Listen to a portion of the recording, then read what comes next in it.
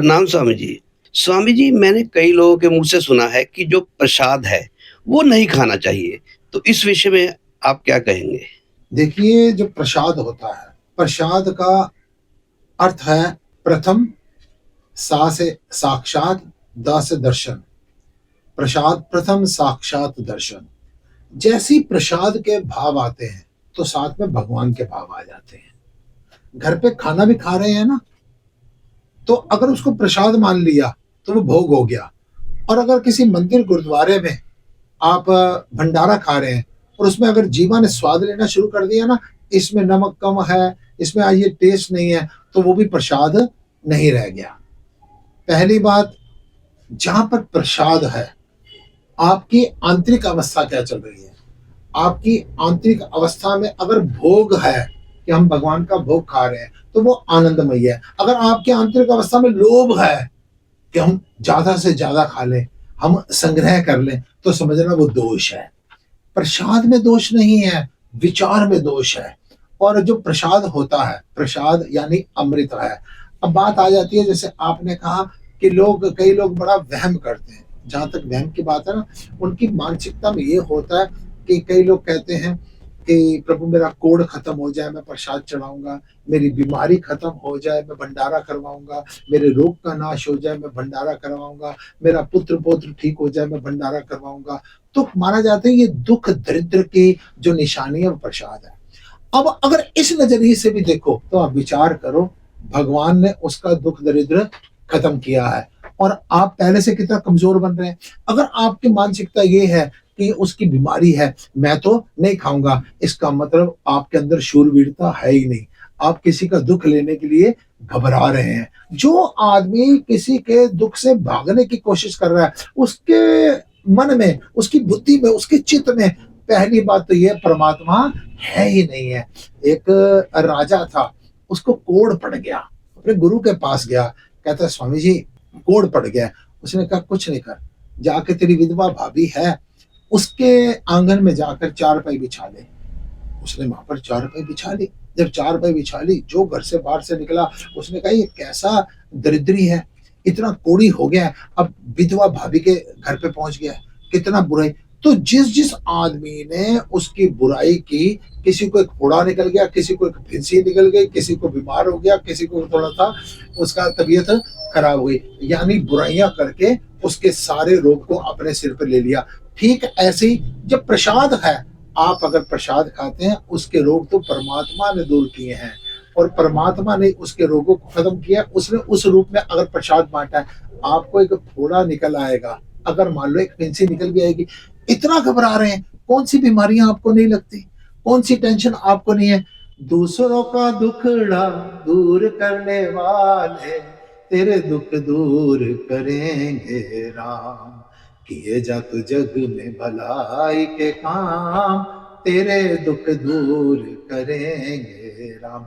जब आपकी मानसिकता में पहले से आ जाता है ना, ये किसी की दुख पीड़ा है, मैं क्यों लूं, आपके मन में भय आ गया, आपके मन में अहंकार आ गया, तो वो तो वैसे भी आपके लिए दुखदाई है ही है।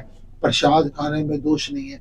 दूसरी बात, सड़कों पर भंडारा लगा होता है। अरे मैं अपनी बात बताऊं, मेरे को डॉक्टरों ने भी मना कर रखा है, मैंने तला मला नहीं खाना, लेकिन कितनी बार अपने अहंकार को नीचे लाने के लिए, अपने अहंकार शून्य होने के लिए मैं कितनी बार अपना वाहन खड़ा करता हूँ और सड़क पर कहीं भंडारा होता है ना, वहां भिक्षा लेने के लिए मैं चला जाता हूँ। मैं कहता हूँ दो पूड़ी खिला दो, वो भाव विभोर होकर खिलाएं, that is a separate issue. मेरे मन के भाव है, मैं प्रसाद लेने के लिए क्या हूँ।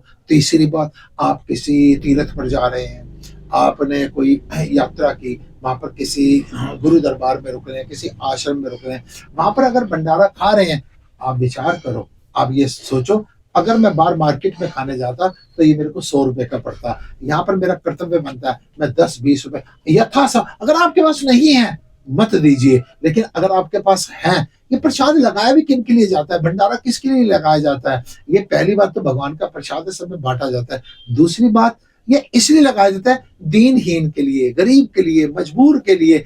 और अगर मान लो किसी के पास पैसा नहीं है, वो इस अवस्था में खाए कि शुक्र है मैं हरिद्वार में कुछ संगत को लेकर गया और मैं भजन कर रहा था, मैं भजन की मस्ती में केले का मैंने एक गुच्छा उठाया और ऐसे लुटा दिया। उसके बाद एक महिला जिसका नाम बाला था, वो रोती-रोती मेरे पास आई, कहती वाह प्रभु वाह! स्वामी जी, मैं समझती थी पता नहीं भगवान है भी या नहीं। मेरे पास आज ₹10 भी नहीं थे, खाना खाने के लिए भी मेरे पास नहीं थे, लेकिन आपने केले लुटाए, सारे मेरी झोली में आ गए और मेरे को भोजन प्रसादी मिल गई। अरे वो परमात्मा पता नहीं किस रूप में दे रहा है। आप अगर किसी आश्रम में जाते हैं, तो आप विचार कीजिए यथा सामर्थ्य, वहाँ पर ₹100 का अगर खाया, तो ₹2, ₹10, ₹20, ₹50 वहाँ पर उसके दान पात्र में आप सहयोग ज़रूर दीजिए। दूसरी बात, जैसे कावड़ में जाते हैं, अगर कावड़ में जा रहे हैं और आप ये विचार करके जा रहे हैं चलो फ्री का तो खाना है, नाच कूद कर आ जाएंगे, दैट इज ए पाप। वो आपका दोष है कि सिर्फ आप अगर कावड़ में भी जा रहे हैं ना, जितना खाएं आप कोशिश कीजिए मैं 10-20% उसमें से दान कर दूं। प्रसाद खाने में पाप नहीं, प्रसाद के भाव में पाप है। अगर आप भोग समझ के खा रहे हैं, बड़ी श्रद्धा से उसको ग्रहण कर रहे हैं जाते आते, तो समझिए आप उसमें बड़ा पुण्य लाभ प्राप्त कर रहे हैं। दूसरी तरफ अगर आपका उसमें ये मैं इकट्ठा कर लूं, ज्यादा ले लूं, घर लेके जाता हूं, बच्चों के लिए लेके जाता हूं, और वहां पर आपके कौन से पैसे लगे, बच्चों ने खा लिया नहीं तो आपने फेंक दिया, वो दोष है। अगर आप लोभ में मोह में लेके जा रहे हैं ना, वो दोष है। कभी भी प्रसाद से वंचित मत रहिए। हम लोग हैं, हमको हलवा नहीं खाना है, हमको मिठाइयाँ नहीं खानी है, हमको तला भला नहीं खाना है। जिस समय हमारे पास प्रसादों की थाली आती है ना, हम उसमें क्या करते हैं, हम उसमें तनिक सा उठाकर अपने मुंह पर जरूर लगा लेते हैं। हम कहते हैं ऐसा ना हो हम इससे वंचित ना रह जाएं। लोग सारे प्रसाद का लाभ उठा रहे हैं, हम वंचित। आपके भाव क्या, प्रसाद जरूर ग्रहण करना चाहिए, उसमें लोभ नहीं रखना चाहिए, उसमें मोह नहीं रखना चाहिए। यथा सामर्थ्य आप इस गंगा को आगे भी बहने देंगे तो प्रसाद खाने में किसी प्रकार का कोई दोष नहीं है। ओम नमो